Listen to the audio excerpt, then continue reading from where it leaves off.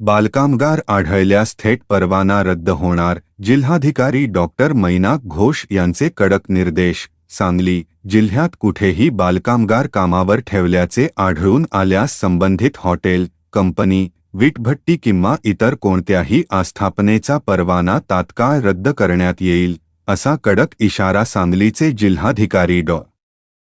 मैनाक घोष यांनी दिला आहे. केवळ परवाना रद्द करून थांबता संबंधित मालकांवर फौजदारी गुन्हा दाखल केला जाईल.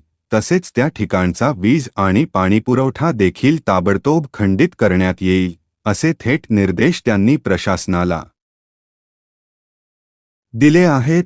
जिल्हाधिकारी कार्यालयात महत्त्वाची बैठक. बालकामगार प्रतिबंध व विनियमन नियम 1997च्या प्रभावी अंमलबजावणीसाठी जिल्हाधिकारी कार्यालयात जिल्हा बालकामगार कृतीदल समितीची एक महत्त्वाची बैठक पार पडली. या बैठकीच्या अध्यक्षतेवरून जिल्हाधिकारी डॉ.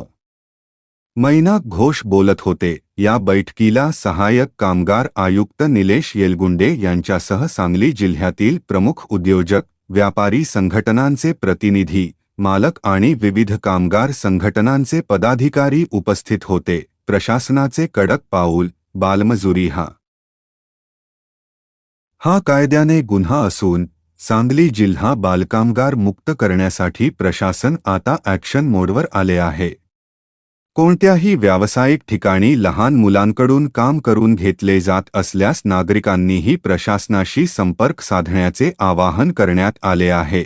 सम्यक महाराष्ट्र न्यूजसाठी मी प्रमोद चिनके. आमच्या प्रेक्षकांसाठी अशाच ताज्या, महत्त्वपूर्ण आणि नवनवीन बातम्या सर्वात आधी पाहण्यासाठी आमच्या सम्यक महाराष्ट्र न्यूज चॅनेलला नक्की लाईक करा, शेअर करा आणि सबस्क्राईब करायला विसरू नका. धन्यवाद.